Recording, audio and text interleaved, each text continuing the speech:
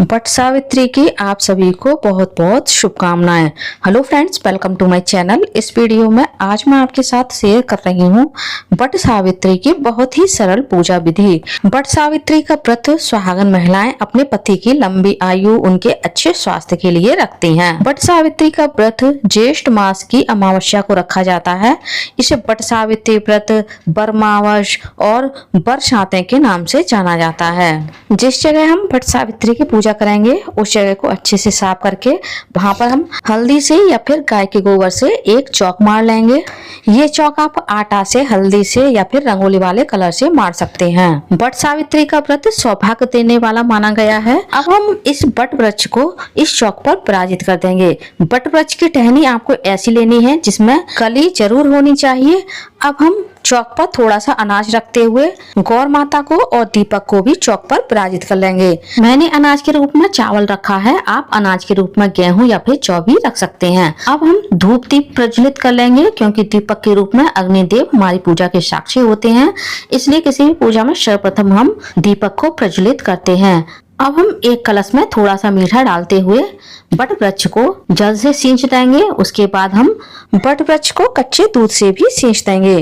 क्योंकि बट सावित्री का व्रत अमावस्या को रखा जाता है, तो अमावस्या के दिन किसी भी देव वृक्ष को दूध से सींचना शुभ माना जाता है।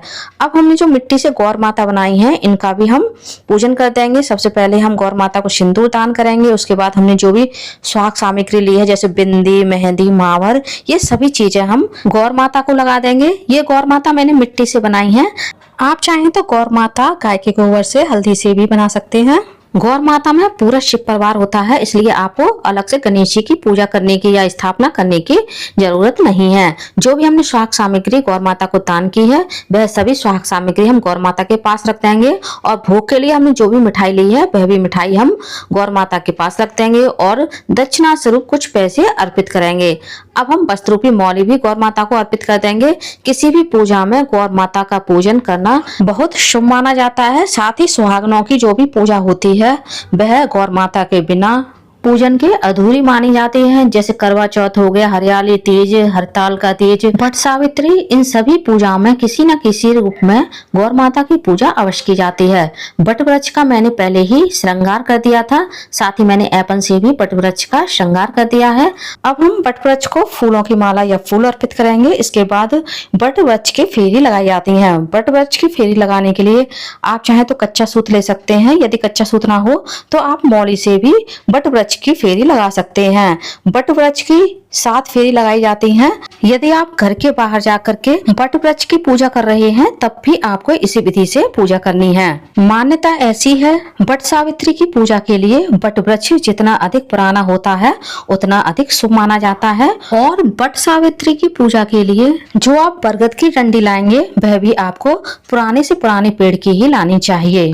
बट सावित्री का व्रत वैसे तो अमावस्या को रखा जाता है, लेकिन कुछ लोगों के यहाँ यह ज्येष्ठ मास की शुक्ल पक्ष की सप्तमी को भी रखा जाता है, जिसे हम बरसातें के नाम से जानते हैं।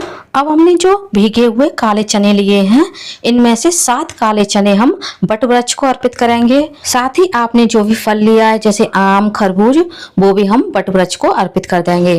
बट सावित्री की पूजा के लिए एक खास भोग बनाया जाता है, जिसे हम बरगदा के नाम से जानते हैं।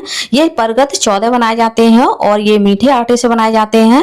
7 बरगद दान किए जाते हैं और 7 बरगद व्रत रखने वाली महिला को खाने होते हैं। 5 या 7 पूरी और 7 बरगद हम वाने के रूप में निकाल देंगे।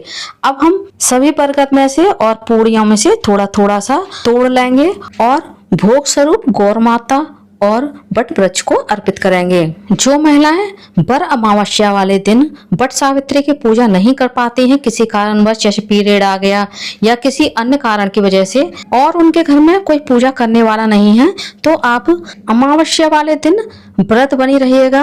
और अमावस्या के बाद जो सातें आती है, जिसे हम बरसातें कहते हैं, उस दिन या फिर आप पूर्णिमा वाले दिन भी बट सावित्री की पूजा कर सकते हैं। बट सावित्री की पूजा में 7 तारों का एक मंगलसूत्र बनाया जाता है और यह मंगलसूत्र हर महिला के लिए बहुत ही महत्वपूर्ण होता है। ये मंगलसूत्र आप चाहे तो मौली के धागे से बना सकते हैं, कच्चे सूत से बना सकते हैं या फिर किसी भी पीले रंग के धागे से बना सकते हैं। यदि आप सफेद कच्चे सूत से यह मंगलसूत्र बना रहे हैं तो उसमें आप थोड़ी सी हल्दी अवश्य लगा लें। अब हम बट वृक्ष के पत्ते को तोड़ करके इस मंगल सूत्र में बांध लेंगे। बट सावित्री वाले दिन बट वृक्ष के पत्ते के गहने बनाकर पहनना भी बहुत ही शुभ माना जाता है। कुछ लोग बट वृक्ष के गहने बना करके कानों में, बालों में और हाथों में पहनते हैं। यदि आप कहीं बाहर जाकर के बट वृक्ष के नीचे यह पूजा कर रहे हैं तब भी आपको इसी विधि से पूजा करनी है। अब हम इस मंगल सूत्र को इसी बट वृक्ष को पहना देंगे ताकि हमें बट वृक्ष का आशीर्वाद मिल सके और दक्षिणा स्वरूप कुछ पैसे भी हम अर्पित करेंगे। अब एक फल हम अपनी गोद में रखेंगे। यदि आपके यहाँ गोद में फल रखने का रिवाज है तो आप करें, वरना आप इसे स्किप भी कर सकते हैं। अब हम हाथ में कुछ अक्षत और पुष्प लेकर के बट सावित्री व्रत कथा को पढ़ेंगे या सुनेंगे। आप अक्षत की जगह हाथ में चने भी ले सकते हैं। बाद में पुष्प और अक्षत हम बट वृक्ष और गौर माता को अर्पित कर देंगे। अब हम आरती करेंगे। पहले हम गौर माता की आरती करेंगे, उसके बाद हम बट वृक्ष की आरती करेंगे। यदि आपको कोई आरती नहीं आती है तो आप गणेश जी, माता पार्वती और शिव जी की आरती गा सकते हैं। अब हमने जो मंगल सूत्र बट वृक्ष को पहनाया था इसे हम अपने गले में पहन लेंगे। अब हम 7 काले चने लेंगे और बट वृक्ष में जो कली लगी हुई है इस कली को हम तोड़ लेंगे और पानी की सहायता से इस कली को और चने को हम निगल लेंगे। इस कली को और चने को आपको चबाना नहीं है, इनको ऐसे ही आपको निगलना है। अब हम एक पंखा से बट वृक्ष को धीरे धीरे हवा कर देंगे। जब सत्यवान जी के प्राण संकट में थे तब माता सावित्री ने इसी पंखा से बट वृक्ष के नीचे सत्यवान जी को हवा की थी। उसी दिन से यह परंपरा चली आ रही है। अब हम गौर माता को सुहाग दान करेंगे। आप माता गौरी को ये सुहाग दान अपनी शादी के सिंदूरा से भी कर सकते हैं। माता गौरी को हम 5 बार या 7 बार सुहाग दान करेंगे। यदि आपने 5 बार सुहाग दान किया है तो आपको 3 बार लेना है। यदि आपने 7 बार माता गौरी को सुहाग दान किया है तो आपको 4 बार सुहाग लेना है। 2 बार माता गौरी पर अपना सुहाग उधार छोड़ना होता है। अब हम गौर माता के और बट वृक्ष के चरण स्पर्श करेंगे और उनसे आशीर्वाद लेंगे। हे माता गौरी, हे सावित्री माता, जैसे आपका सुहाग अमर है वैसे ही मेरा भी सुहाग अमर रहे। अब जान लेते हैं हमें पूजा का चौक कब बढ़ाना है। यदि दिन अच्छा पड़ रहा है तो आप यह चौक उसी दिन शाम को बढ़ा सकते हैं। यदि दिन अच्छा नहीं है तो आपको इस चौक को अगले दिन बढ़ाना है। गौर माता का आप विसर्जन करते हैं। सुहाग सामग्री जो आपने गौर माता के लिए रखी है वह आप स्वयं भी यूज कर सकते हैं या फिर किसी को दान भी दे सकते हैं। बट वृक्ष को आप किसी मंदिर में रखवा दें या फिर इसका विसर्जन कर दें। फल और पैसे जो हमने बट वृक्ष को चढ़ाए हैं आप बायने के साथ अपनी सासू माँ को, जेठानी को या फिर किसी पंडित को दान में दे सकते हैं। आपसे रिश्ते में जो भी बड़े हैं आप उनको दान में दे सकते हैं। उम्मीद करती हूँ फ्रेंड्स बट सावित्री की पूजा विधि का मेरा ये सरल सा वीडियो आप लोगों को पसंद आया होगा। वीडियो कैसा लगा कमेंट्स करके जरूर बताइएगा और यदि आप मेरे चैनल पूनम की आस्था पर पहली बार आए हैं तो प्लीज चैनल को सब्सक्राइब कर लीजिए। वीडियो को ज्यादा से ज्यादा लाइक कीजिए, शेयर कीजिए, साथ ही बेल आइकन को प्रेस कर दीजिए ताकि हमारी आने वाली सारी लेटेस्ट वीडियो की नोटिफिकेशन आप लोगों को टाइम से मिल सके। कॉमेंट्स में सावित्री माता की जय अवश्य लिखिएगा। धन्यवाद फ्रेंड्स। सावित्री माता की जय। जय माता दी।